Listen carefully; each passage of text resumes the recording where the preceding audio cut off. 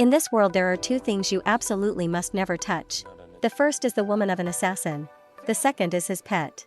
But there was someone who committed both of these deadly mistakes. He had no idea how horrifying a nightmare he had just unleashed, even though he had thousands of heavily armed mercenaries at his disposal. In the face of this particular man, all those mercenaries would be nothing more than a meaningless joke. That man was once the best sniper the US military had ever trained. Once he pulled the trigger, his targets never had a chance to survive. With his unmatched precision and lethal shooting skills, each of his bullets delivered cold death. But that was a story from the past. Now he has returned not to serve. He has returned with only one goal: revenge. Bob Lee Swagger lived isolated in a small wooden cabin hidden deep in the wilderness on a snow-covered mountain peak. There were no trails leading there. No footprints of other people ever appeared. This cabin was his refuge. A former Marine who was once legendary among snipers. He lived only with a loyal dog, completely cut off from the outside world. A world that had betrayed him before. Bob was not a man who enjoyed solitude. He once was a soldier who fully trusted and devoted his life to the country he served. But all of that trust shattered 3 years ago, during a top-secret mission in the arid mountains of Ethiopia, where he lost his closest comrade, and at the same time lost faith in the ideals he once pledged his life to protect. On that day, Bob and his teammate Donnie Fenn were assigned to provide remote cover for an American military convoy traveling through dangerous mountainous terrain. Donnie was the spotter. Bob was the trigger man. They lay silently waiting atop a hill. But the instincts of experienced soldiers told them something was terribly wrong. As the convoy entered the designated area, a pickup truck suddenly appeared from the opposite direction. On its bed, a machine gunner was ready to open fire. Donnie immediately signaled clearly. "Eliminate the target instantly. No one survives." Bob quickly squeezed the trigger. His first bullet pierced straight through the gunman's head. The second bullet killed the driver instantly. Losing control, the truck veered off the road and plunged into the abyss below. The American convoy narrowly avoided the danger. But that was only the beginning. Another group of insurgents immediately appeared from behind. Bob continued firing. His bullets were so accurate that every advance made by the enemy was completely halted. But suddenly the ground beneath their feet shook violently. A mortar shell exploded nearby. The echoing blast amidst the mountains created instant chaos. Both men pressed closely against the hillside to avoid the rain of debris showering down. At the same moment, the distinct sound of a combat helicopter echoed from afar. An armed helicopter unexpectedly appeared. Donnie immediately raised his grenade launcher, preparing to retaliate. Bob calmly picked up his Barrett sniper rifle, a weapon only he could effectively use from distances far exceeding normal limits. He aimed directly at the helicopter's tail rotor, held his breath, pulled the trigger. The bullet roared through the wind. The helicopter violently shook, lost balance, and crashed straight into the ground. But as Bob turned his head to signal their success, he witnessed the most painful scene of his life. Donnie had been hit by a bullet, collapsing right before his eyes. Bob could do nothing but hold his friend's lifeless body and leave the battlefield. Since then he chose to live isolated on the mountain peak. Only Sam the loyal dog remained as the one friend he still trusted. Time passed quietly until one day. A bitterly cold morning. From the first SUV, a middle-aged man wearing a long coat stepped out. His face was cold. His eyes were sharp. In his hand he held an identification badge. He introduced himself as Isaac Johnson, a colonel formerly serving in the military, now head of a federal counterterrorism unit. Bob stood motionless. He did not step closer. Sam beside him continued to growl softly with intense vigilance. Johnson calmly stated he was there because the government urgently needed help from a man like Bob. A plot to assassinate the president had just been uncovered. The assassination was meticulously planned and scheduled to happen within the next 2 weeks. They needed an expert sniper like Bob to identify potential positions capable of delivering a fatal shot from distances up to 1,600 meters. Bob remained silent. His face showed no emotion. He was no longer a soldier. He no longer trusted anyone who represented the government. But just then Johnson mentioned Donnie's name. He spoke about honor, about ideals, about the meaningless death of a soldier no one remembered anymore. Hearing that name, Bob's eyes froze momentarily. A slight hesitation flickered through his heart. But still he gave no reply. Johnson stared at him for a long moment, then decided to return. Later that afternoon, alone in the cabin, Bob silently opened an old dusty chest. Inside were guns that had accompanied him through countless battles. Each weapon held profound memories of war and betrayal. He took out a Chaitak M200, one of the most powerful sniper rifles ever used on the battlefield. Bob carried the gun outside. He carefully mounted it on a tripod, set up a target exactly 1,600 meters away. He pulled back the bolt, looked through the scope, held his breath, and gently squeezed the trigger. The bullet flew with absolute precision, piercing straight through the bullseye as easily as if passing through air. Not even a millimeter off target.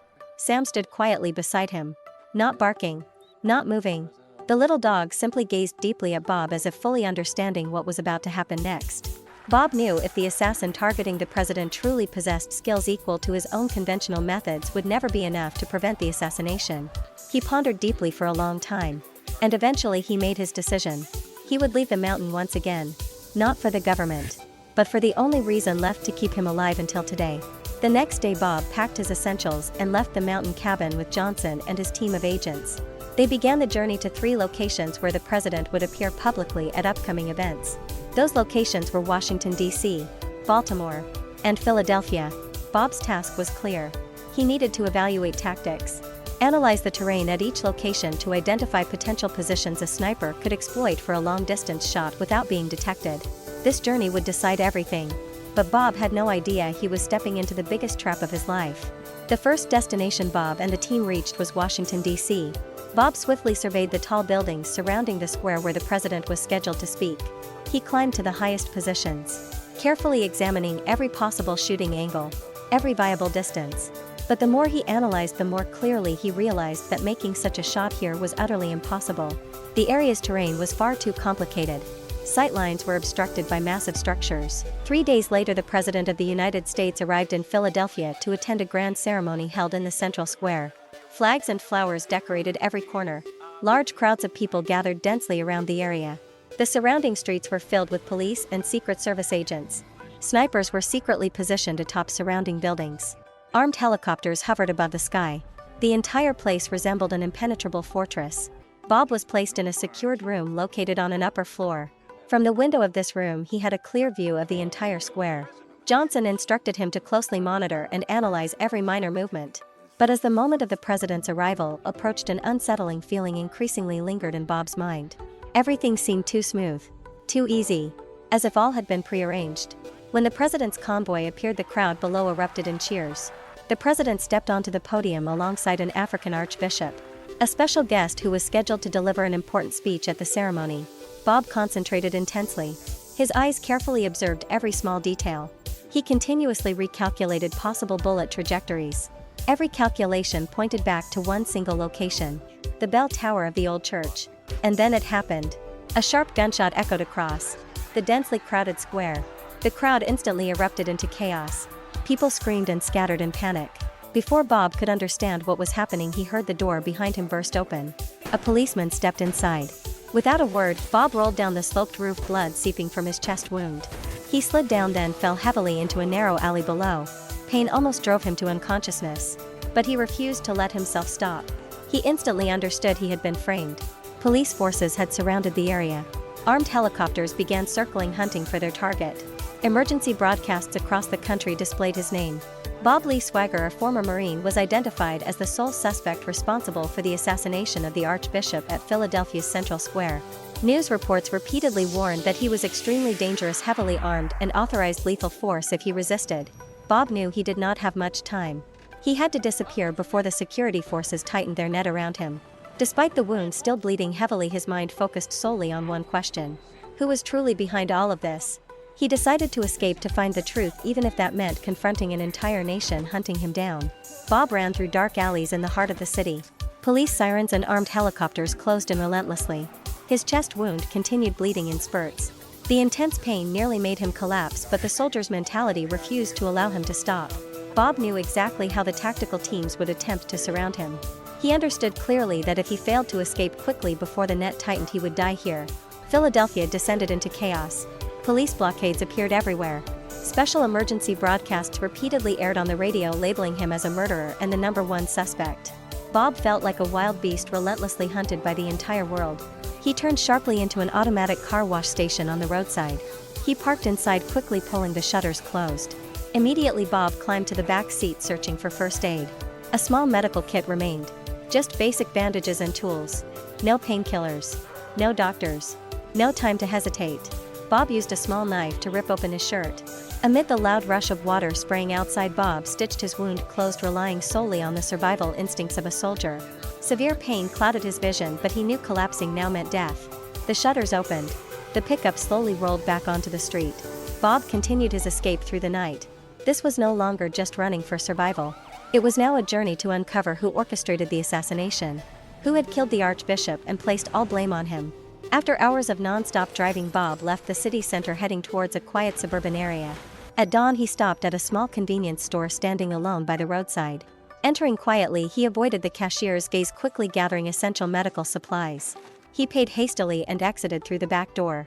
Bob swiftly prepared an emergency saline solution using salt, sugar, and bottled water. Without anesthetics or proper equipment, he fashioned a crude 4-drip. Using a syringe from the kit, he punctured a vein, stabilizing his blood pressure. Each painful needle insertion sharpened his focus. Between pain and chaotic memories, Bob realized he had only one option left. He needed to reach someone he could completely trust. The only remaining person capable of helping him now. Sarah Finn, Donnie's widow. The key to uncovering the truth behind everything that had happened. Without delay, Bob altered his course, steering towards Atlanta. He knew the relentless manhunt would not cease. But this was his final chance to find the truth, even if it meant confronting the greatest danger of his life. When night fell upon Atlanta, Bob stopped his vehicle in front of a small house at the end of a quiet street.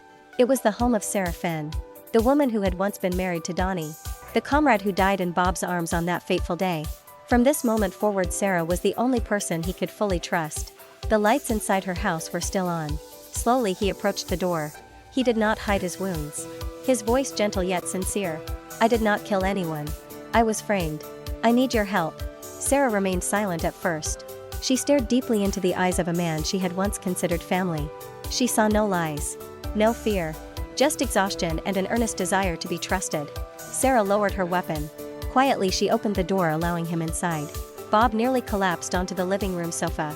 Sweat and blood from his wounds soaked his shirt, his breathing rapid and weak. Yet he forced himself to remain conscious. He opened his backpack, pulling out a list of items necessary for wound treatment and survival in the coming days. Sarah asked nothing. She simply took the list and quickly left the house. When she returned with the supplies, Bob had prepared a small space in the living room. He laid out a clean white towel, arranging medical instruments meticulously as if preparing for emergency surgery.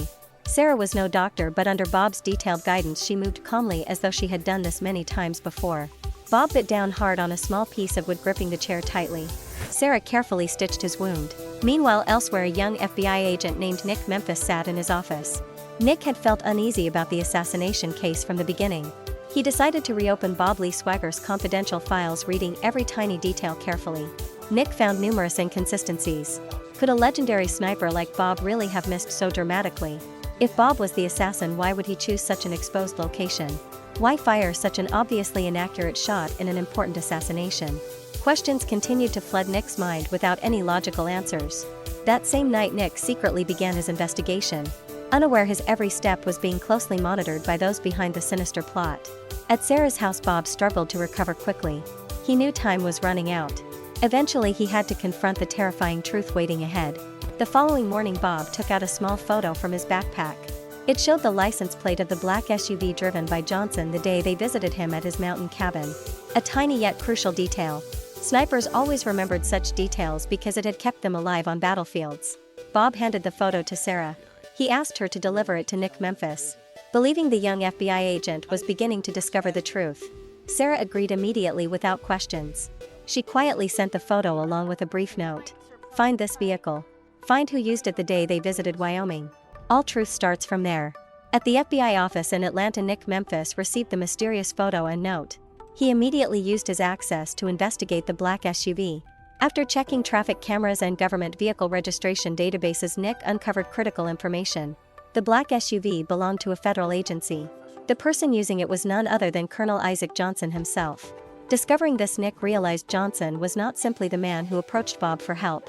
He also orchestrated everything. Pieces of the case began to align clearly in Nick's mind. He carefully preserved all data as evidence. But Nick's secret activities had already been noticed within the FBI. Someone loyal to Johnson was alerted that Nick was quietly investigating. A call was made immediately. A cold, decisive order given. Nick Memphis had to die immediately. That afternoon, when Nick left the FBI office, he noticed an unfamiliar car following him. Quickly realizing he was being tracked, he stopped at a deserted intersection. Two unknown men exited their vehicle, approaching Nick swiftly. They swiftly dragged him into their vehicle, pulling a black hood over his head. When Nick regained consciousness, he found himself tied tightly to a chair in an abandoned house. 3 unfamiliar men stood before him. Coldly they placed a gun in his hand, aiming it at his own head to stage a suicide. But as he prepared to fire, a shot rang out from afar. The bullet pierced the man's skull, killing him instantly. Before the others could react, 2 more bullets ended their lives instantly and coldly. The door burst open. Bob Lee Swagger entered calmly. His JTAC M200 still warm from shots fired hundreds of meters away. He quickly freed Nick, uttering only one sentence. "Now you see the truth clearly." Nick silently nodded, still stunned by the events. After a brief silence, he responded with firm certainty. He finally understood who truly stood behind all of this. After leaving the abandoned house, Bob and Nick swiftly exited the city. They drove continuously through the night, avoiding main highways, eventually arriving at a small hidden cabin deep in the northern wilderness. This place had once served as a secret refuge for Bob during past special operations. Not recorded on any map, beyond surveillance of any tracking system, it was safe enough for them to recover and plan their counterattack. Inside the modest cabin, Bob spread out a large detailed map on the table. Nick placed beside it a USB drive containing all the classified data he had successfully extracted from the FBI's system before his capture. This included detailed records of the SUV's movements used by Johnson, deleted internal phone calls partially recovered, and most critically, a short audio recording containing the voice of someone besides Johnson himself. Bob and Nick listened carefully to this recording. In it they heard the unmistakable voice of Senator Charles Meacham, a powerful figure currently holding a prominent position on the National Security Committee. The recording clearly showed that Meacham was directly orchestrating the entire conspiracy. He mentioned needing to clean up the Philadelphia incident quickly, discussed silencing a young FBI agent who was digging too deep, and referred to Swagger with cold disdain, as though Bob were merely a disposable pawn in his larger political game. Nick sat silently, struggling to process the shocking truth he had just uncovered. Everything suddenly made sense. Johnson was merely following orders from Meacham. The true mastermind behind this horrifying conspiracy was an untouchable figure deeply embedded in America's political system. Someone the law could hardly touch. Someone who believed he was invincible. They knew they had only one opportunity to take down the powerful mastermind. The next morning, Nick placed a secret call directly to Meacham's office. He did not use his FBI title or codename. He left a short, bold message. "I survived Philadelphia.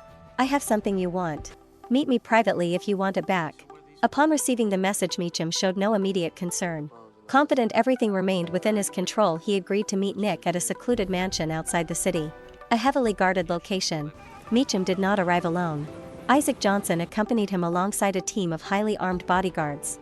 Unbeknownst to Meacham, however, Bob Lee Swagger had already positioned himself there, quietly waiting. Bob lay motionless atop a snow-covered roof across from the mansion, his JTAC M200 precisely positioned. Through his scope he could observe every subtle movement inside the mansion clearly. His comms connected directly with Nick, who sat waiting calmly inside. A carefully orchestrated trap had been set. This time not intended to catch Bob, but rather to trap those who betrayed him. When Meacham stepped into the mansion's living room, Nick was already seated waiting calmly. Before him, a cup of coffee still steaming. Meacham took his seat opposite Nick. Coldly he asked what exactly Nick wanted. Nick raised his eyes calmly, meeting Meacham's gaze, firmly responding, "I want the truth." The first bullet tore through Johnson's shoulder, sending him collapsing to the floor. The guards barely had time to draw their weapons before subsequent shots swiftly ended their lives with lethal precision. The room quickly fell silent. Meacham panicked, desperately crawling towards the door. But before escaping, another bullet shattered the window, piercing his knee. Screaming in pain, he fell helplessly to the ground. The door burst open. Bob Lee Swagger stepped coldly inside. For the first time facing Meacham directly. No military ranks. No government protection. Just a man betrayed confronting the one who betrayed him.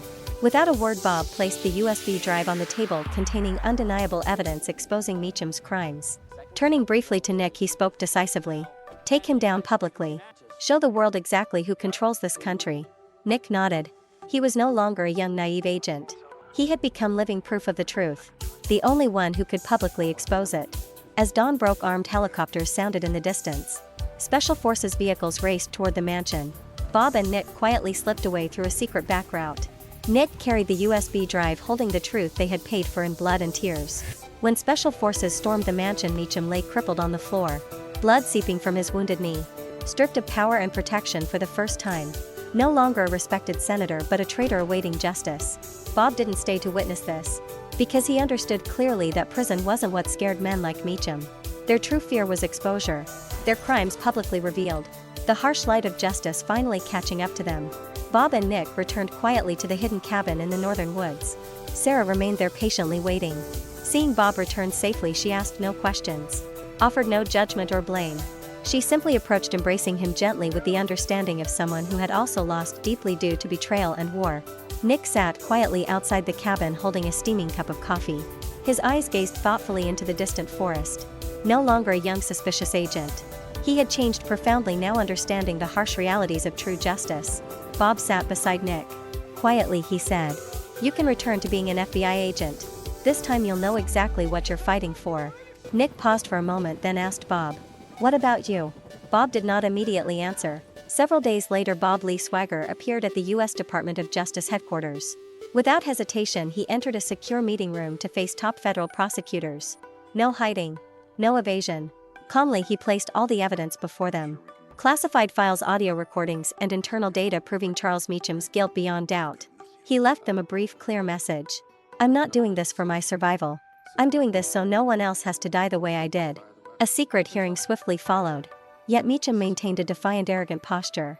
Confident the law couldn't touch him without direct evidence or a credible witness, Bob stood quietly, removing his pistol, placing it openly before everyone. Slowly he removed a single bullet from its chamber. He calmly explained, "I kept this bullet from the day I was framed. Not to kill anyone, but as evidence." Bob handed the bullet carefully to Nick, instructing clearly, "When the truth needs to be heard, let this bullet speak for me." Then Bob turned, quietly exiting the hearing room. Days after the secret hearing, Senator Charles Meacham sat comfortably inside his luxurious mansion. Relaxed, sipping expensive wine, listening peacefully to classical music. He firmly believed himself untouchable again. Protected by power, money, and influential allies. Confident justice could never reach him. Yet precisely when he felt safest, a quiet sound shattered his peace. The large glass window directly opposite exploded suddenly. A single bullet pierced through his wineglass, penetrating deep into his chest. No court. No trial. Only swift, silent death. A powerful message that true justice had its own method. From that day onward, nobody ever saw Bob Lee Swagger again. He vanished completely beyond the government's and security agencies' reach. Some said he returned to isolation, hidden deep within the wilderness. Others speculated he had left America forever, seeking true peace elsewhere. Yet wherever he went, Bob had become a living legend.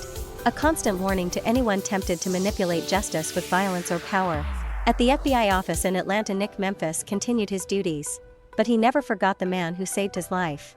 The man who opened his eyes to the realities of justice and sacrifice. Nick always kept the bullet Bob gave him. A permanent reminder. If the world ever lost its way again, that bullet would speak loudly for the man who had already given everything. From then on, no government official nor any powerful individual dared manipulate justice from behind their weapons without constantly looking over their shoulders. Because they knew clearly somewhere out there a man still carried a rifle. His eyes had already witnessed truths the world chose to deny. A legend had been created. And his name was Bob Lee Swagger.